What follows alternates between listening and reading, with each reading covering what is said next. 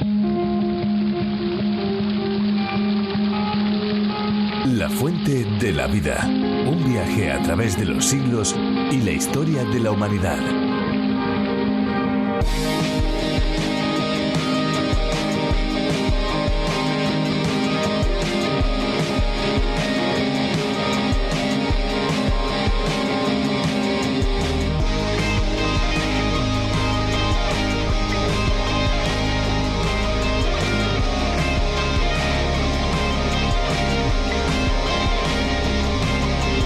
Una forma común para recoger el agua de un manantial es mediante el uso de un sistema de recolección. En este método, un cuenco de retención se coloca en el suelo, el cual recoge el agua de manantial. Este agua capturada se puede distribuir a través de tuberías y válvulas, llegando a casas o edificios. Otra manera de recolectar agua de manantial como una fuente de agua es interceptándola directamente con un tubo. La tubería conduce el agua a un tanque de almacenamiento donde ésta se purifica y después se distribuye a las casas o edificios a través de una red de tuberías. Hola amigos, les damos la bienvenida a La Fuente de la Vida, un programa de radio y también un podcast en el que descubriremos la Biblia de una manera profunda y detallada, con un énfasis práctico, capítulo a capítulo, aprendiendo aquello que Dios nos quiere enseñar. Les saluda Fernando Díaz Sarmiento. Pues les saluda también Esperanza Suárez y juntos presentamos este espacio en el que las curiosidades y la música se unen al conocimiento, al aprendizaje de la palabra de Dios a través de diferentes exposiciones bíblicas. Unas exposiciones o estudios bíblicos preparados por Virgilio Bagnoni, quien fue el encargado de la adaptación para España de La Fuente de la Vida. Más de 1.300 estudios del programa original en lengua inglesa. Exacto, La Fuente de la Vida es un espacio cuyo nombre original es A través de la Biblia, del teólogo John Vernon McGee. España es uno de las decenas de países que pueden disfrutar de este programa. Puedes descubrir más sobre La Fuente de la Vida visitando lafuentedelavida.com y también la aplicación multilingüe La Fuente de la Vida. También puedes obtener los bosquejos directamente con nosotros a través del WhatsApp 601-203-265. La inmediatez proporcionada por las tecnologías de la información ha convertido a la gente en ávidos consumidores de datos. Ese afán por dar y recibir la información lo antes posible crea en muchas personas una cierta ansiedad por respuestas y soluciones. En contraste con esta tendencia, la Biblia nos enseña a esperar y tener paciencia, porque no podemos añadir a nuestros días ni una sola hora. Para estar más tranquilos podemos tener en cuenta que hay alguien que se preocupa por todos nosotros y nos da todo lo que necesitamos en el momento adecuado. Se trata de Jesucristo, el Hijo de Dios, que con paciencia esperó para ser sacrificado por amor a nosotros, en definitiva, para hacernos libres. Pues esta es una buena noticia y llega como un rayo y de forma instantánea e inmediata, desafiándonos. ¡Qué amor tan grande! Hoy nos vamos a llegar hasta el capítulo 17 de Juan, un texto en el que Jesús muestra el cuidado y el amor que tiene por sus seguidores y que nos lo va a contar Virgilio Bagnoni. Escuchemos a Virgilio Bagnoni y veamos cómo Jesús intercede, ora por sus discípulos. La Fuente de la Vida. Hoy estudiaremos el Evangelio de Juan, capítulo 17, versículos 1 al 6. Pero antes de entrar de lleno en el estudio de este capítulo, quisiera decir una palabra adicional con respecto al capítulo 16 que terminamos en nuestro programa anterior. Y dijimos allí que Jesucristo fue hecho pecado por nosotros, y hubo como una rasgadura de la deidad, así como también hubo una rasgadura del velo del templo en el momento en que Jesús murió.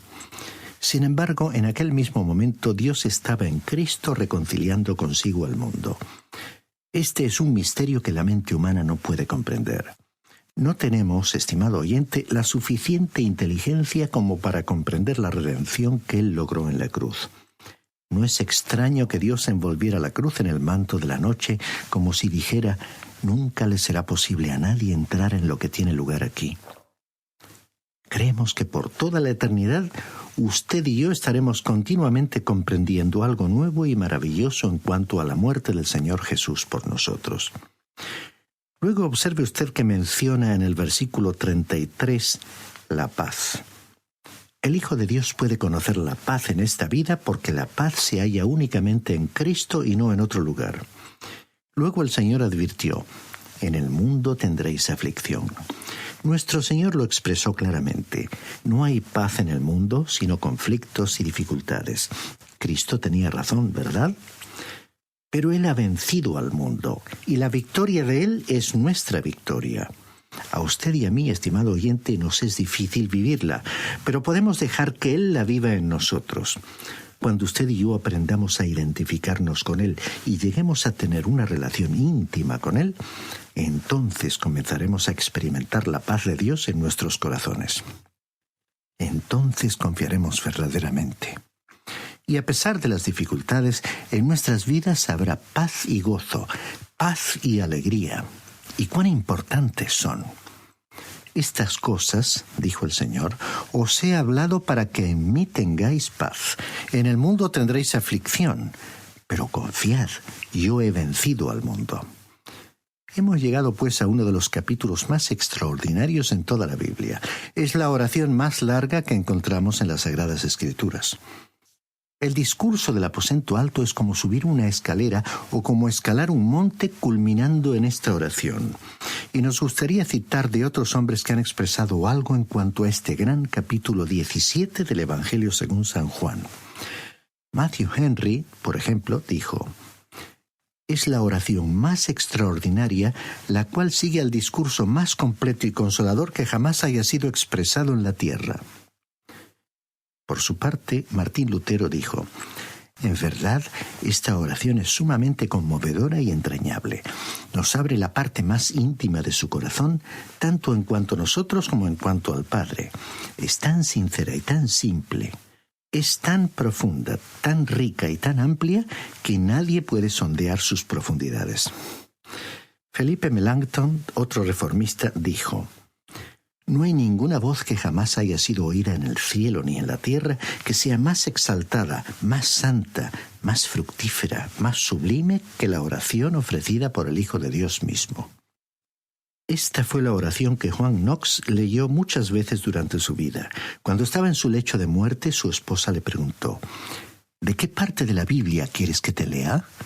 Él contestó: lee en el capítulo 17 del Evangelio de Juan, donde por primera vez eché mi ancla. Hay muchos más que han leído esta oración muchas veces. El Dr. Fisher, por ejemplo, quien era obispo de Rochester bajo el reinado de Enrique VIII, pidió que fuera leída esta porción de la Escritura antes de su martirio. Nos sentimos entera y totalmente incapaces de examinar esta oración. Es la intercesión de Jesús por nosotros como sumo sacerdote. Nos revela la comunicación que hay constantemente entre el Señor Jesús y el Padre allá en el cielo. Toda su vida fue una vida de oración. Comenzó su ministerio yendo a un lugar solitario para orar.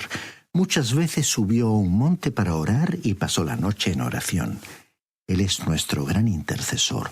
Ora por usted y ora también por mí. Si a usted se le olvidó orar esta mañana, a Él no se le olvidó. Él oró por usted hoy. Dios siempre oyó y contestó la oración de Jesús tal como Él la expresó. Ahora, Dios siempre contesta mi oración, pero no siempre de la manera que la formuló. A veces tiene que contestar la oración mía con un rotundo no. O es posible que me conteste lo que pido, pero con un método completamente diferente o en un momento diferente. Recordemos que Jesús dijo en el Evangelio de Juan, capítulo 11, versículos 41 y 42. Padre, gracias te doy por haberme oído. Yo sabía que siempre me oyes, pero lo dije por causa de la multitud que está alrededor, para que crean que tú me has enviado. Consideremos ahora algunos aspectos en esta oración. En primer lugar, Jesús oró por sí mismo. Permítanos señalar, estimado oyente, que no es ajeno a la tarea de uno, ni aun una señal de egoísmo, orar por uno mismo. Creemos que cuando usted y yo nos acercamos a Dios en oración, necesitamos colocar nuestros propios corazones y vidas en una situación correcta ante Dios. Necesitamos sintonizar con el cielo, por decirlo así. Cada instrumento tiene que ser afinado antes de que se toque. Y antes de que usted y yo comencemos a orar por otros, estimado oyente, necesitamos orar por nosotros mismos.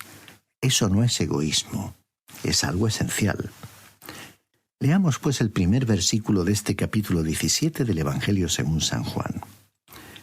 Estas cosas habló Jesús y levantando los ojos al cielo dijo: Padre, la hora ha llegado.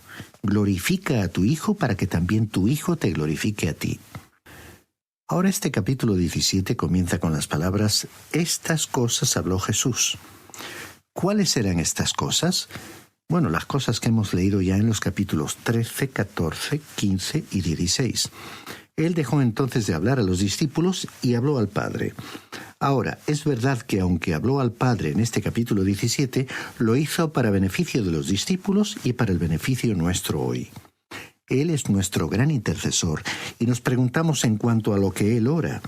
Pues bien, aquí tenemos la oración del Señor, la oración que Él oró al Padre. La oración que encontramos en el Sermón del Monte no fue realmente la oración del Señor, sino la oración que Jesús enseñó a los discípulos que oraran. Cuando en esa oración Jesús comenzó con las palabras Padre nuestro, el pronombre nuestro incluía a todos los creyentes. Sin embargo, Jesús llamó a Dios Padre de un modo diferente. Después de su resurrección, dijo a María en el Evangelio de Juan, capítulo 20, versículo 17, Aún no he subido a mi Padre, pero ve a mis hermanos y diles, subo a mi Padre y a vuestro Padre, a mi Dios y a vuestro Dios. En otras palabras, les dijo, todavía no he subido al Padre tuyo por el nuevo nacimiento espiritual, y a mi Padre, es decir, mío a causa de mi posición en la Trinidad. Jesús tampoco pediría, perdónanos nuestras deudas, es decir, nuestros pecados, porque Él nunca pecó y por tanto no podía orar esta oración para sí mismo. De igual manera, ni a usted ni a mí nos sería posible orar esta oración que se encuentra aquí en el capítulo 17 de Juan. Esta fue la oración de Él. Aparentemente Jesús oró esta oración mientras estaba andando. Aquí dice, y levantando los ojos al cielo, lo que indica que sus ojos estaban abiertos. Por supuesto que podemos orar sin inclinar nuestra cabeza y sin cerrar nuestros ojos. Podemos orar a Dios mientras caminamos, durante nuestro trabajo o mientras conducimos nuestro coche. Observemos cómo comenzó su oración. Padre, la hora ha llegado. ¿Pero qué hora? La hora había sido determinada en la eternidad antes de la fundación del mundo. Mientras él hablaba, el reloj marcaba la hora que había sido fijada en la eternidad, porque él era el Cordero que fue inmolado desde el principio del mundo, como dice el libro de Apocalipsis. Recordemos que en el Evangelio de Juan, capítulo 2, versículos 3 y 4, cuando comenzó su ministerio público en la fiesta de bodas de Caná de Galilea, su madre le había dicho que no tenían vino. Entonces él le dijo, ¿qué tienes conmigo, mujer? Aún no ha venido mi hora. ¿Lo recuerda? La hora que estaba por llegar era la hora en la cruz. Era la hora cuando Jesús pagaría los pecados suyos y los míos. Sería la hora cuando toda la creación de Dios vería el amor de Dios manifestado, cuando Jesús llevaría los pecados suyos y los míos sufriendo una muerte vicaria, una muerte sustitutiva y redentora por usted y por mí. Sin embargo, su obra no terminaría en la cruz, terminaría en la resurrección. Luego el Señor dijo, glorifica a tu Hijo para que también tu Hijo te glorifique a ti. La muerte de Cristo demostraría que Dios no era el cruel personaje del Antiguo Testamento de quien muchos hablan, sino más bien un bondadoso Padre, que de tal manera amó al mundo que dio a su único Hijo. Después, aquel Hijo resucitaría de los muertos, subiría al cielo y le sería dado un nombre sobre todo nombre, y algún día futuro toda rodilla se doblará delante de él. Leamos ahora el versículo 2 de este capítulo 17 de Juan. Pues le has dado potestad sobre todos los hombres para que dé vida eterna a todos los que le diste. Esta fue una declaración sorprendente. Jesús tiene potestad sobre todo ser humano. A él le sería posible hacer que este universo y cada individuo se arrodillaran ante él. Pudo habernos sometido a él convirtiéndonos en robots o muñecos mecánicos, aunque eso es lo último que él querría hacer. Sin embargo, tiene potestad sobre todos. La Iglesia es el regalo de amor de Dios a Jesucristo. Por tanto, Él da vida eterna, como Él dice dirigiéndose al Padre, a todos los que le diste. En este Evangelio Dios ha dicho que todo aquel que cree puede venir. Esta es la oferta genuina a toda persona. Usted no tiene ninguna excusa para ofrecer si no viene a Él. El rehusar el ofrecimiento que Dios le ha hecho será su condenación. Leamos ahora el versículo 3. Y esta es la vida eterna, que te conozcan a ti, el único Dios verdadero, y a Jesucristo a quien has enviado. La vida eterna es conocer al único Dios verdadero y a Jesucristo a quien Él ha enviado. ¿Anhela usted, estimado oyente, conocer al único Dios verdadero y a Jesucristo? Él da vida eterna a aquellos que han escuchado el llamamiento y han respondido en sus corazones y han acudido a Cristo por su propia iniciativa. Dijo también Él, para que te conozcan. No es la cantidad de conocimiento que uno tenga, sino la clase de conocimiento lo que es importante. Es a quién uno conoce. ¿Conoce usted, estimado oyente, a Jesucristo? De igual manera, no es la cantidad de fe que uno tenga, sino la clase de fe lo que es importante. El predicador Spurgeon dijo, no es tu gozo en Cristo lo que te salva, es Cristo mismo. No es tu fe en Cristo, aunque ella es el instrumento, es la sangre y el mérito de Cristo. Hasta aquí la cita de Spurgeon. Eso es lo que salva. Es posible que uno crea en algo que no debe creer. Es el objeto de la fe lo que es importante. El Señor dijo luego, y esta es la vida eterna, que te conozcan a ti, el único Dios verdadero, y a Jesucristo. Ahora, la fe viene por el oír la palabra de Dios. ¿Qué dice la palabra de Dios? El Evangelio es que Jesús murió por nuestros pecados, fue sepultado y resucitó. Estos son los hechos. Nuestro conocimiento de los hechos y nuestra respuesta a tal conocimiento es la fe. La fe es confiar en Cristo como nuestro propio Salvador. La vida eterna es conocer a Dios y conocer a Jesucristo. Jesús es su nombre como Salvador y Cristo es su título como Mesías, el Rey de Israel. Conocerle significa crecer en la gracia y en el conocimiento de Cristo. Cuando progresamos en el conocimiento del Señor Jesucristo, llegamos a la condición de la certeza. Cualquiera que no tenga la seguridad de su salvación, o bien no es salvo, o simplemente es un inmaduro en Cristo. Cualquiera que no tenga la seguridad de su salvación, o bien no es salvo, o simplemente es un inmaduro en Cristo, como un niño. Necesita dirigirse hasta el lugar donde sepa que es salvo. La vida eterna es conocer al único Dios verdadero y conocer a Jesucristo. Es por eso que el estudio de la palabra de Dios es tan importante. Es que tantas personas no están seguras de ser salvas simplemente porque no estudian a fondo la palabra de Dios. Leamos ahora el versículo 4 de este capítulo 17 del Evangelio de Juan. Yo te he glorificado en la tierra. He acabado la obra que me diste que hiciera.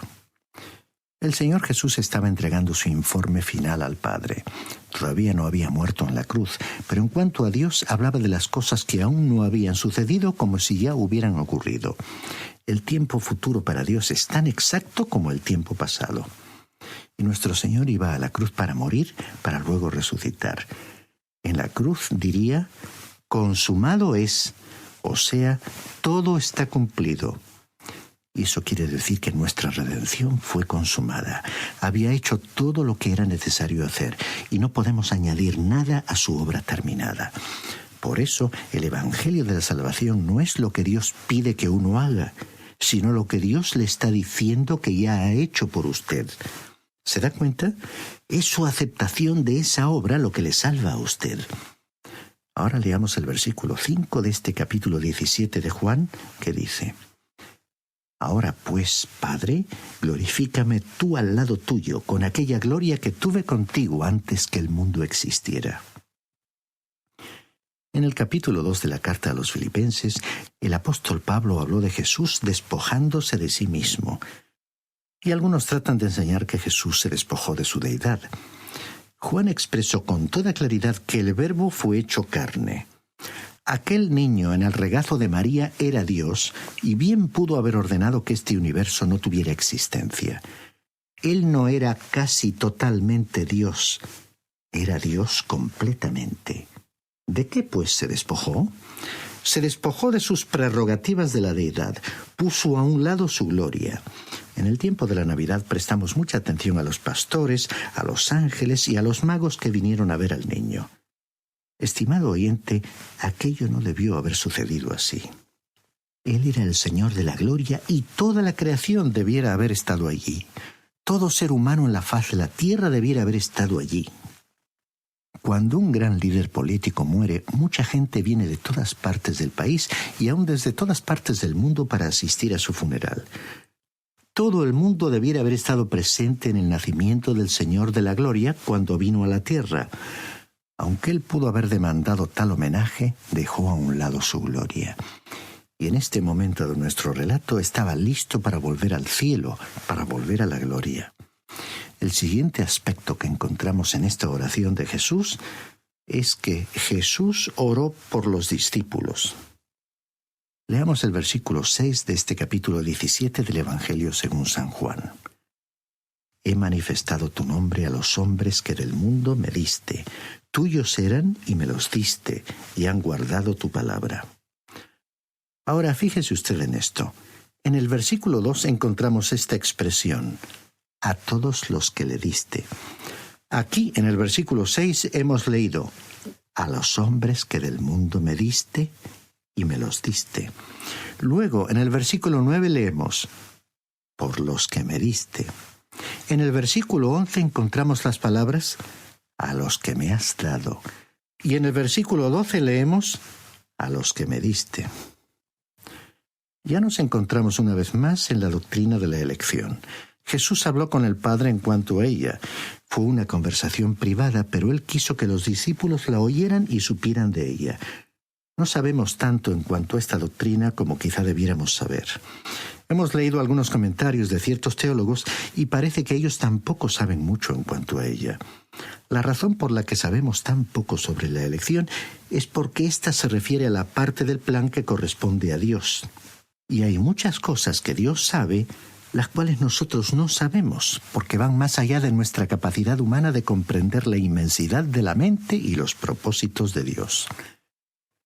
Es maravilloso poder escuchar esta oración y saber que Jesús está a la derecha del Padre, hablando al Padre sobre nosotros. El Señor Jesús ha hablado hoy con el Padre en cuanto a usted, amigo oyente, si es que usted es uno de los suyos. Hay una relación mística entre el Señor Jesús y los suyos. Ellos pertenecen al Padre y fueron dados a Jesucristo. No nos es posible alcanzar el profundo significado de esta relación, pero sí podemos dar gracias a Dios por ella e invitar a otros como usted, estimado oyente, para que establezcan esa vinculación con Él por medio de la obra de Jesucristo en la cruz a favor nuestro. La Biblia es fascinante. Cuanto más se estudia su contenido, más se descubre.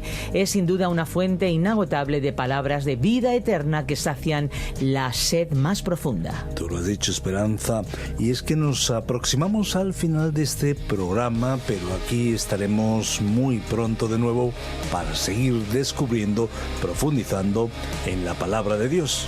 Para aquellos que deseen volver a disfrutar de la fuente de la vida, los estudios también están disponibles en lafuentedelavida.com y también pueden encontrar materiales en nuestra página web. Efectivamente, pueden acercarse con todas sus sugerencias y preguntas al teléfono que les daremos en unos instantes. Sí, efectivamente, si desean contactar con nosotros, nuestros números son el 91 422 0524 y también el teléfono móvil 601 20 32 65, ambos con el prefijo más 34 si llaman desde fuera de España. Repetimos nuestro medio más inmediato de comunicación, que es el WhatsApp. Recibimos mensajes de texto y de voz al 601-203-265. Y si lo que quieren es escribirnos, pueden hacerlo a info@radioencuentro.net. También les damos las gracias a todos aquellos que con su colaboración económica ayudan en este proyecto. Muchísimas gracias. Nos vamos, pero no sin antes recordarles un mensaje muy importante. Hay Hay una fuente de agua viva que nunca se agota. Beba de ella. Espero que te haya gustado este episodio de La Fuente de la Vida. Por favor, no te olvides de suscribirte al canal. Hasta la próxima. Este ha sido un programa de Radio Transmundial producido por Radio Encuentro, Radio Cadena de Vida.